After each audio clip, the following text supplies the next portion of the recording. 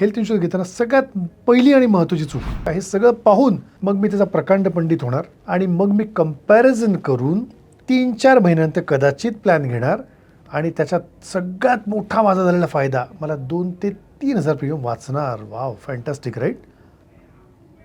हसू येते. आपण आरोग्य विमा घ्यायचा विचार करताय, म्हणजे हेल्थ इन्शुरन्स घेताय. आजचा जो व्हिडिओ ना, हा यातला सगळ्यात महत्त्वाची बाब मी सांगणार आहे, अतिशय महत्त्वाची. ती कशी माहिती का, ती काळजी तुम्ही जर घेतली ना, तर तुमचा सगळ्यात मोठा मनस्ताप वाचणार आहे, तुमचे पुढे लाखो रुपये वाचणार आहे आणि सगळ्यात महत्त्वाचं म्हणजे तुमचा डिसिजन आहे ना, तो अतिशय ऑब्जेक्टिव्हली तुम्ही घेऊ शकाल, ज्याचा प्रचंड तुम्हाला फायदा होईल. त्याच्यामुळे हा व्हिडिओ अतिशय मनपूर्वक ऐका आणि यातून तुमच्या सगळ्या प्रश्नांची उत्तरं मिळतील. तुम्हाला एक्झॅक्टली कळेल की हेल्थ इन्शुरन्स घेताना कुठली सगळ्यात महत्त्वाची काळजी घेतली पाहिजे.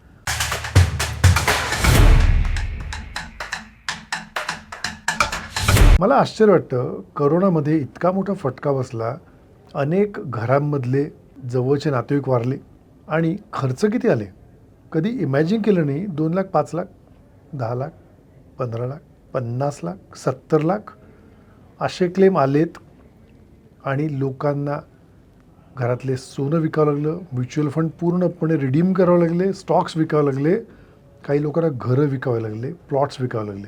ही अवस्था असूनसुद्धा आजही हेल्थ इन्शुरन्स घेण्याबद्दल एक जे प्रकारचं वातावरण आहे, जसं ॲमेझॉनमध्ये आपण जातो आणि एखादं पुस्तक सिलेक्ट करतो किंवा एखादा मोबाईल सिलेक्ट करतो आणि मग आपण चेक करतो बाकीचे काय काय नाही आणि मग आपण तो घेतो यथावकाश, कधी टाळतो, कधी 8 दिवसांनी, कधी 15 दिवसांनी घेतो, कधी वेगळ्या प्लॅटफॉर्मवर स्वस्तात मिळते का चेक करतो. प्रॉब्लेम काय माहिती का, याच प्रकारचं वातावरण हेल्थ इन्शुरन्स घेताना होतं, जे खूप डेंजरस आहे. कोणासाठी माहिती, तुम्हाला वाटेल एजंटसाठी म्हणतो आहे मी किंवा कंपनीसाठी म्हणतो, अजिबात नाही, मी तुमच्या स्वतःसाठी म्हणतो आहे.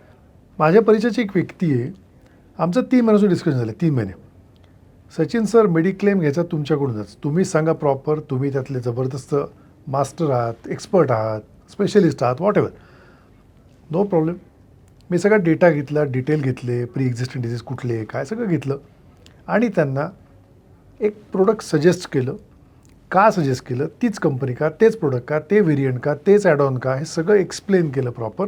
आणि त्यांना मी विचारलं कधी फायनल करायचं, तर 1-2 दिवसात, 3 दिवसात. असं 2 दिवस 3 दिवस होता होता त्या घटनेला एक्झॅक्टली 3 महिने झाले, म्हणजे 90 डेज झाले. आणि त्यांना मी परवा एक फोन केला, कारण मी याच्या डेडली अगेन्स्ट आहे की कोणाचा फॉलोअप करा आणि कोणाला पॉलिसी विका किंवा पॉलिसी मागा अशा पद्धतीने नाही, अजिबात नाही. माझं नेहमी म्हणणे, तुम्ही कव्हर देता ना, ते कव्हर तुम्ही देताना तुम्ही कधी पण देणाऱ्याच्या भूमिकेत पाहिजे, अशा पद्धतीने पॉलिसी विकायची नाही. मी त्यांना फक्त विचारत होतो की ओके तुम्ही पोस्टपोन करताय, का पोस्टपोन करताय, मग काही घरात कोणी आजारी होतं, कोणी हॉस्पिटल होतं, त्यांच्या फॅमिलीत कोणती वारला एक व्यक्ती, असं करता करता 3 महिने झाले. मी त्यांना काल फोन केला, विचारलं की तुमची पॉलिसीचं काय झालं, आपल्याला डिस्कस करायचं होतं, कधी फायनल कधी करायचं ते. तर ते म्हणाले नाही नाही आता तर अजून 2-3 महिने पोस्टपोन झालं. म्हटलं काय झालं, नाही मी परवा येत होतो आणि माझी गाडी स्लिप झाली, माझी स्कूटर माझ्या पायावर पडली, माझा पाय फ्रॅक्चर झाला, ओके, आणि माझा शोल्डरसुद्धा त्यात फ्रॅक्चर झाला, डिस्लोकेट झाला. ती गाडी उचलताना जे मी पडल्यानंतर उचलायचा प्रयत्न केला त्याच्यामुळे, आणि त्याच्यामुळे आता बेड रिटर्न आहे. ती व्यक्ती 3 महिने घरी असणार आहे आणि त्यामुळे आता आपण नंतर विचार करू. आता विचार करा, मला वाईट काय वाटतं माहिती, मी त्यांना नेहमीप्रमाणे सहानुभूती, एम्पथी व्यक्त केली, पण मी त्यांना म्हटलं तुम्हाला आठवतं का आपण जे डिस्कशन करतो त्याला 3 महिने झाले, तुम्ही जर पॉलिसी घेतली असती तेव्हा तर तुम्हाला फ्रॅक्चरचा खर्च पूर्ण मिळाला असता. अजून एक महत्त्वाची गोष्ट, त्याच्याचबरोबर पर्सनल ॲक्सिडेंट इन्शुरन्स जर तुम्ही घेतला असता ना, 3 महिने तुम्ही घरी आहात, आता त्या व्यक्तीचं मंथली पॅकेज आहे 2 लाख रुपये मंथली सॅलरी आहे त्यांची. घरी तुम्ही 3 महिने आहात, बेड रिटर्न आहात, ऑफिसला जाऊ शकत नाही, साहजिकच तुमचा पगार बुडतो आहे, लॉस ऑफ इन्कम ज्याला म्हणतात. तुम्हाला 3 महिन्याचे 6 लाख रुपये मिळाले असते घर बसल्या. कशामुळे, फ्रॅक्चर, राईट. हॉस्पिटलायझेशनचा खर्च जो झाला फ्रॅक्चरचा एक 10-20 हजार झाला असेल, तो तर मिळणार. त्याच्या व्यतिरिक्त घरी राहिले तुम्ही, दर आठवड्याला 50,000 रुपये असे मिळणार तुम्हाला. 3 महिने मिळाले असते, म्हणजे तुम्हाला 6 लाख मिळाले असते. इन केस 6-7 महिने घरी बसावं लागले असतं, इन केस त्याचे पैसे मिळाले असते. 2 लाख मंथली 6 महिने, किती मॅक्झिमम 2 वर्ष पैसे मिळाले असते. विचार करा, इतका मोठा बेनिफिट आहे. पण मी म्हटल्याप्रमाणे कुठले तरी शॉपिंग करतो आपण, त्या पद्धतीने मेडिक्लेम पोस्टपोन करत राहायचा आणि त्याच्यामुळे हा फटका बसला. त्याला तुम्ही म्हणा नोशनल लॉस आहे ना, झाला कुठे लॉस, नोशनल लॉस आहे, मिळाले असते नाही मिळणार ठीक आहे. पण माझं मत आहे जो पोस्टपोन केला डिसिजन त्याचा फायदा काय झाला? काही फायदा झाला नाही, अजिबात फायदा झाला नाही. तर हेल्थ इन्शुरन्स घेताना सगळ्यात पहिली आणि महत्त्वाची चूक पोस्टपोनमेंट करणं, टाळाटाळ करणं.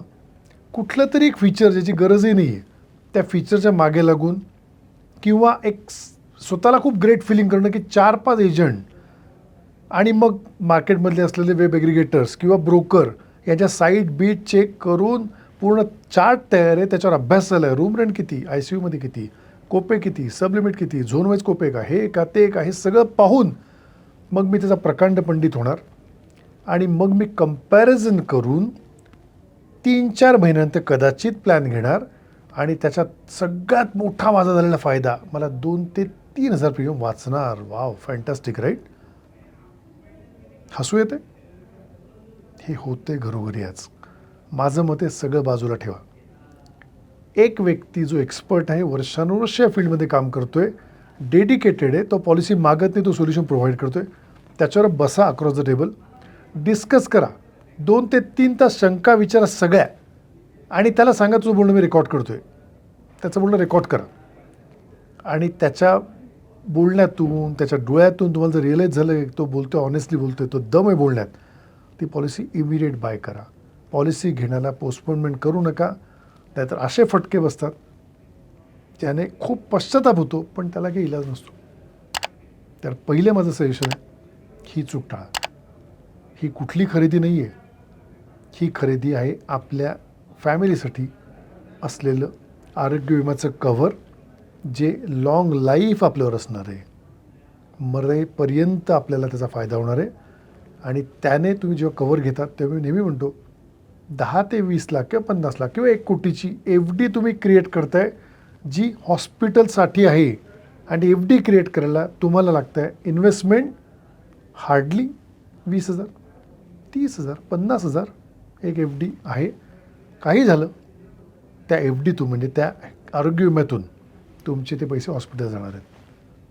त्याच्यामुळे अशी चूक करू नका. आणि हा व्हिडिओ तुम्हाला जर आवडला, हा टॉपिक आवडला, एक्सप्रेसची पद्धत आवडली तर लाईक करा, सबस्क्राईब करा आणि बेल आयकॉन प्रेस करा. कारण त्याने काय होईल माहिती का, तुम्हाला सगळे व्हिडिओ जेव्हा जेव्हा मी नवीन रिलीज करू तेव्हा तो तुमच्यापर्यंत पोहोचतील, तुम्हाला नोटिफिकेशन येईल आणि तुम्हाला कंटिन्युअस त्यात एंगेज राहता येईल आणि तुम्हाला खूप काही शिकता येईल ज्याचा प्रॅक्टिकल इम्प्लिमेंटेशन प्रचंड तुम्हाला करता येईल आणि तुम्हाला त्याचा नक्कीच फायदा होईल. Thank you very much.